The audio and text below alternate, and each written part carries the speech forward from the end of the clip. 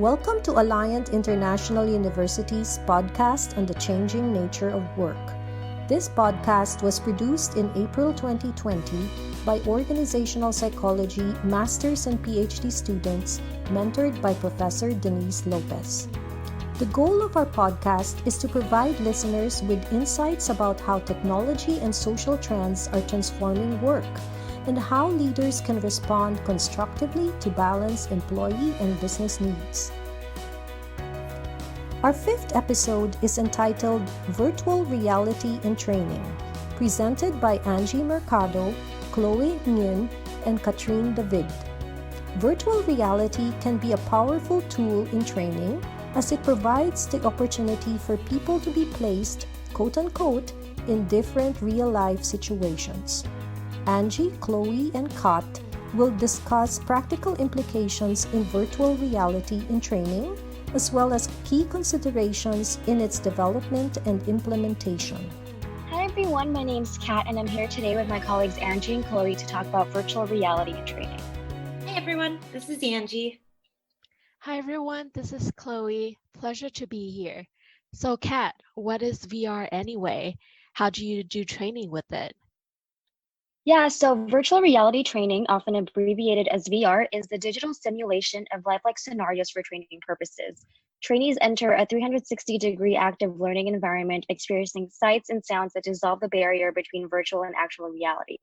Using the headset and controllers, trainees look, speak, and move about freely in a 3D virtual setting, interacting with simulated real-world tools and other trainees and instructors. So it's different from other kinds of training because with VR, workplace scenarios that were once too difficult, expensive, or dangerous to train for, such as emergency protocols and disaster preparedness, become more practical, cost-effective, and safe in an immersive simulation.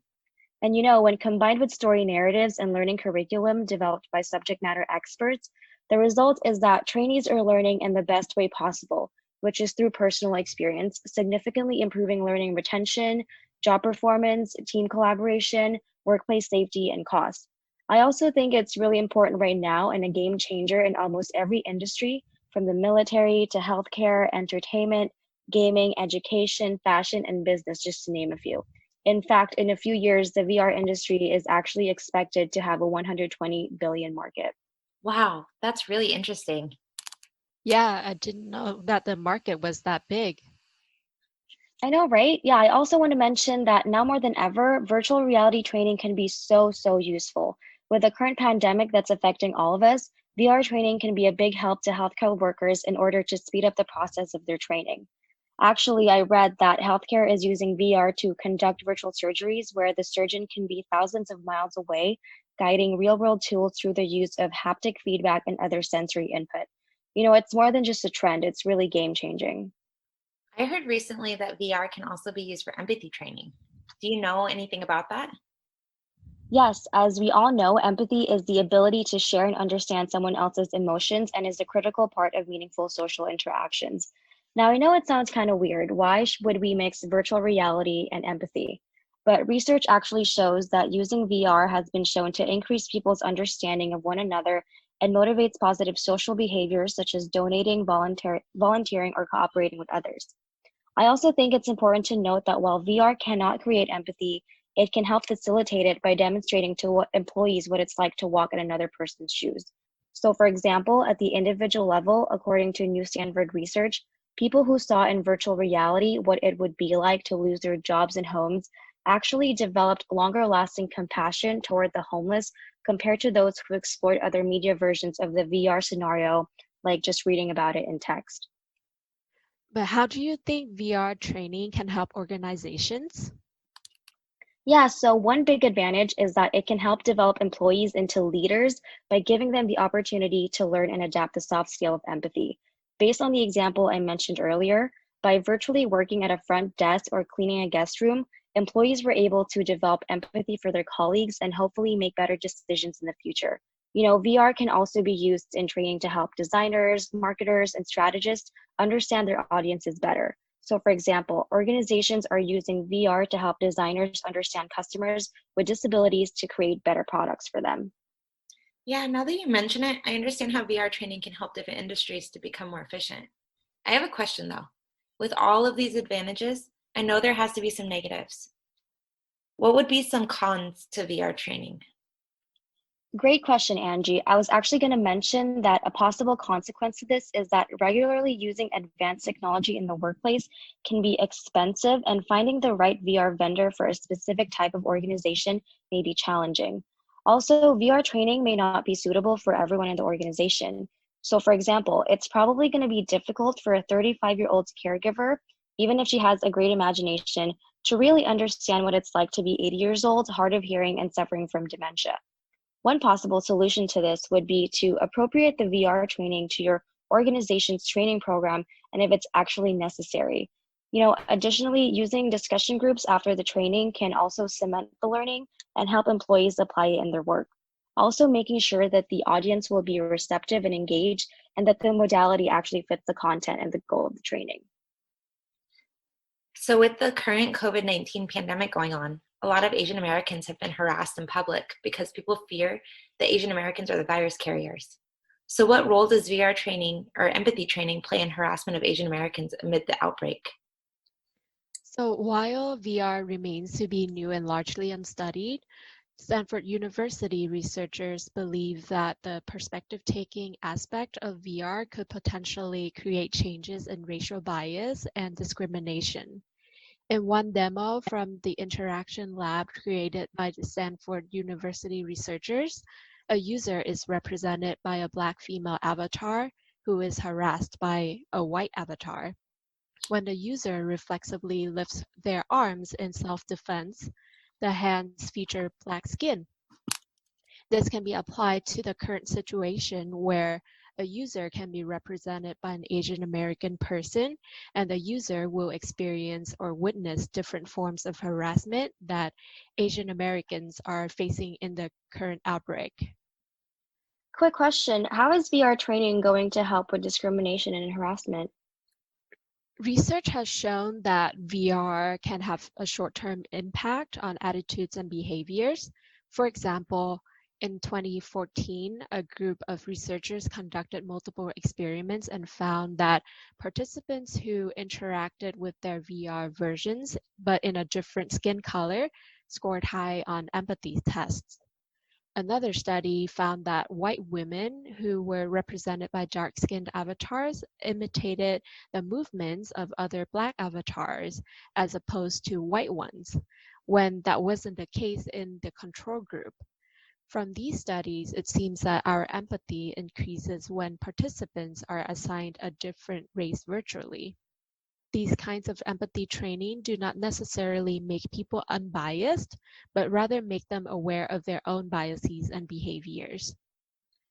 Since we're so new to VR, I wonder if VR has any unwanted impact that human resources and learning and development professionals need to be aware of before incorporating it into actual training. While some studies showed the short-term effectiveness and benefits of VR, some found contradicting results. In one study, participants who were represented by a Black avatar favored the white avatars. The study concluded that the perspective-taking aspect of VR actually encouraged the activation of stereotypes, an often unfair and untrue belief that many people have about all people or things with a particular characteristic. And the stereotype activation actually overwhelmed the positive effects. Another study confirmed the positive effect that I mentioned earlier, but when members of one group perceive that another group is in a position to cause them harm, participants harbored hostile feelings toward the outgroup members, even outside of virtual interaction. This is particularly important and has serious implication because, let's say, if we carry out the VR empathy training where you're represented by an Asian American person and the attacker is of a different race, gender, or age, you're going to perceive it as a real threat, and it might activate our stereotypes and prejudice against the race, gender, or age of the attacker, and it might carry out to real life as well. Oh, wow, that's really interesting and something that professionals should be aware of. How do you think we can reduce the negative effects of VR? So considering that VR technology is still new to us, its effectiveness in the long term is still questionable. Additionally, studies on the impact of VR have consisted of relatively small samples. It is necessary to conduct studies to explore the long-term impact of VR empathy training on issues like prejudice and discrimination. A possible solution is to be cautious against overdoing immersion, and we can design VR empathy training around implicit bias and diversity training so that we can recognize and be aware of our own biases and behaviors. That's really interesting, Chloe. In addition to what Kat said earlier, since 2018, the use of virtual reality for empathy training has started to be used to help medical students and professionals to understand the experiences of their patients also. That's really fascinating. Yeah, it really is. So for example, imagine you go to visit your grandmother and you've noticed that she's been forgetting certain things. Over time, she progresses from forgetting what day it is to forgetting the name of your sibling. When you show up at her house for Easter, as you've done all the years before, you find your grandmother is unshowered and in her robe and totally confused about who you are and what day it is. Your grandmother has progressively been experiencing dementia. Medical professionals are able to experience what life is like for your grandmother through the use of immersive virtual reality, helping them to develop a more empathetic response when interacting with your grandmother in real life. Do you know of places that are already using this technology? Yeah, actually I do. So using a virtual reality headset and embodied lab software, medical students at Georgetown University Medical Center can enter the body of a patient who is experiencing one of three conditions: macular degeneration and hearing loss, cancer in the end of life, or memory loss. Users watch and participate in 3D videos as patients' family members talk to them and expect them to respond and hear the thoughts of the person whose body they're in. The goal is to help medical students to take a more empathetic approach both while in school and after when they start practicing medicine on their own. Sounds like this technology has a lot of potential, Angie. Yeah, the use of this technology for teaching empathy to medical professionals could be especially useful right now during the COVID-19 pandemic. Using virtual reality, medical professionals could experience what it's like to be a patient with COVID-19 and could practice triaging patients in a safe environment without risking exposure to the virus themselves. With the current lack of personal protective equipment, or PPE, available to medical students and professionals, virtual reality could be used to practice infection control protocols and treatment for COVID-19 positive patients without using necessary and hard-to-procure PPE. Additionally, virtual reality can help medical professionals to keep in mind that even though they're fighting a war against a virus, they're also still treating a person who has their own thoughts, feelings, emotions, and loved ones who care about them. So in conclusion, virtual reality has many uses outside of being used just for entertainment. It's amazing to think of how the technology has evolved and the different industries that have started to be able to use it to accomplish their goals and help us to become better humans. But it's been really nice chatting with you both, Kat and Chloe. Thank you for sharing your time and knowledge with us. This episode concludes our podcast series, The Changing Nature of Work. We hope that you've learned something new about how technology has been used and can be utilized within organizations.